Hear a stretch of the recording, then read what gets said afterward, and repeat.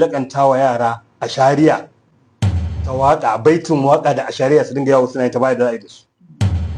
ko kashi aka yi muka yi waka za a saurara a ce me yasa muka yi kashi waka. Barka da fama.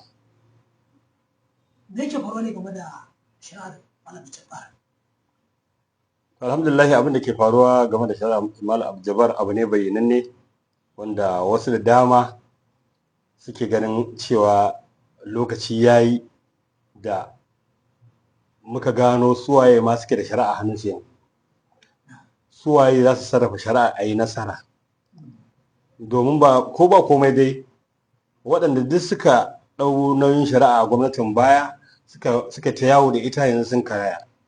Kowane sun san cewa babu wata hujja a cikin tsare malamin da wato ɓata lokaci. Wannan ya kamata ce tuni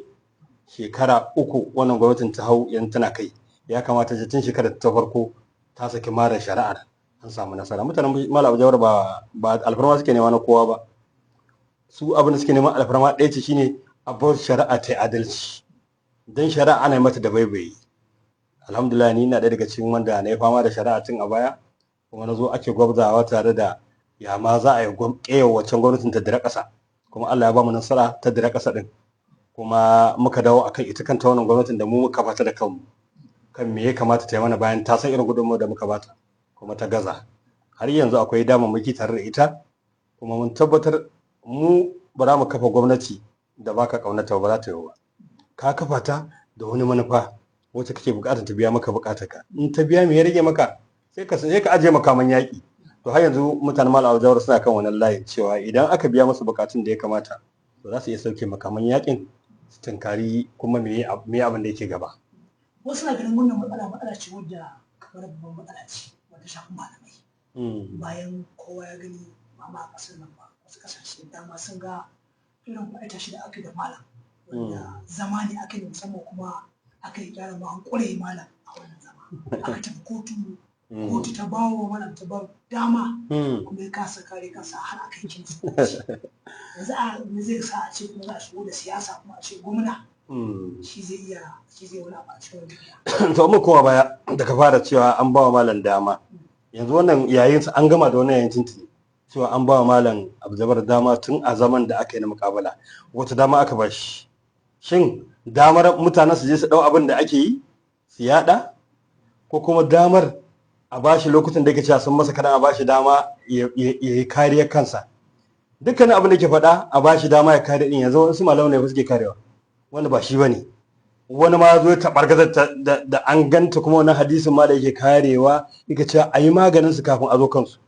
a yi maganin matsalar kafin a zo kanta. To yanzu gashi nan hadisan ake amfani da su a sirri, yau har ya kai kiristoci suna amfani da wannan hadisan suna ba da martani.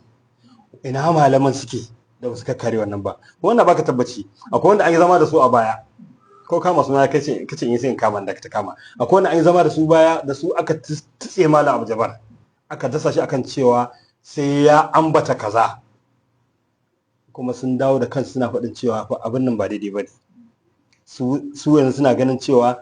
abin da su aka yi baya, amma sun tabbatar zalunta malamin nan aka tsare shi. To me za a ce akan irin wannan malaman da sun ba wa gwamnatin wancan goyon baya da tafiyar maja din da aka yi, kuma yanzu sun da baya sun ce maja na ba alheri ba ce, akwai matsala a ciki. Saka kada ka kawo magana cewa an ba shi dama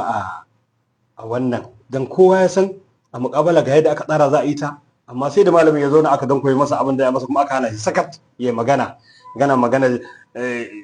za ka shigo ta kofar matan misali, za ka je wani waje sai aka ce maka to ya aka samu kusurin kofar matan, abu ka shiga ciki ka bada bayanin duk abin da ya kamata ka bayar. Abin da aka yi malamin kenan, kuma yawanci duniya yanzu ta yadda an gamsu da cewa zalunta sa aka yi. Malam gashi mana ana kotu, kuma satin da ya gabata ya da wasu wanda ya jan hankali ya kalli ita kanta wannan wasiƙa. To bisa ga bayanin wasiƙa da abin da na fuskanta shine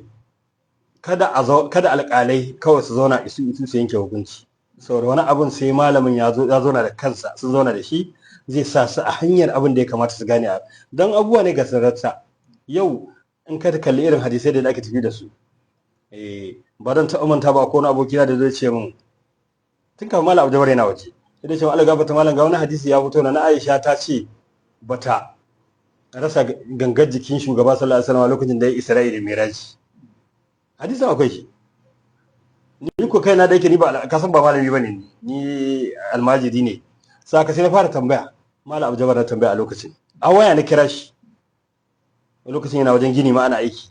Nace Allah gafarta malam ga wani aboki da ya zo min Sharifi ne ya zo min da magana cewa ga hadisi da aka karanta yau kaza da kaza. Hawa malam Bashir ba kawo ba wajen muka karatu ba. Ita kanta na Aisha tana ina lokacin da aka Isra'i da Miraji. Yana faɗa ma haka shi wanda yake jawabin sai ce na gano matsalar an yi auren na Aisha kamar da aka faɗa tana da shekara 6 ne ko ta tare tana shekara 9 a ina ta tare a Madina haka ne shin Isra'i da Miraji a Madina aka yi balanta ce ta ga ganga jikin shi ka ga saka bata na aka Isra'i da Miraji kaga mata aka yi to mu irin wannan abubuwa muke biye da su akan hadisai a ba malamin dama alƙalai idan ba za su iya gane wani abu ba su kira shi zauna tare da shi su yi tambayoyi shine abin da wasiƙa su ta kunsa ya sa su a layin abubuwan da su fuskanta a ciki don harkar malamai sai malamai to malamai ne suka zauna malamai ne suka zauna suka gano wannan misali abubuwa da ake magana a kai har suka bai cewa wannan abu kamar ba titi bane ba ta kai ga shi alƙali ya ma yake hukunci a kai kana ganin alƙalai tunda ba za su yi ba malaman ne za su ƙara dawowa kuma su ƙara to ai malaman tuntuɓe zai an dinga kuma san bari in kai ka ai tuntuɓe malaman masu na tuntuɓen da kansu yanzu jagoran da ya ƙulle aka dafa shi aka ƙulle ba na son kama suna da ya tashi wa fitowa ya ce idan har ɗaliban malam Abdul Jabbar za su kawo masa gurin da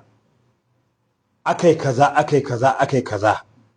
sadaka idan har sun bashi da wurin zai zo ya durƙusa ya tuba ya ba duniya haƙurin cewa zalunta malam Abdul Jabbar akai ina jin ka tsinci wannan bayanin shin ba a kawo masa guraren ba da ne ma ka saka jin muryarsa ai kiran suke suna masa magiya dan Allah fito mana a tabbata gashi mun kawo maka fito ka sun koyar da kanka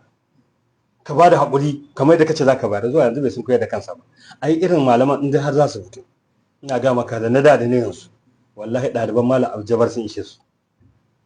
yana wajen ibadarsa suna ba mutum ansa wannan shine gaskiyar magana ba a bashi dama ba kuma zaluntarsa aka akan wani harka abin a bayyane yake kafin a kai ga tayin kotu ta yi hukunci akwai babu yan fosi ba a wani lokaci kuma ga irin taka rawa da yi musamman wajen ganin malam ya an warware wani matsala amma malam ya yake inda bai da ba kuma yana da wannan har ta ga wannan mataki gaskiyar magana to ina jin kada dai tungura sani dan ka ji magana ba wai impossible magana da na faɗa ta baya da shi nake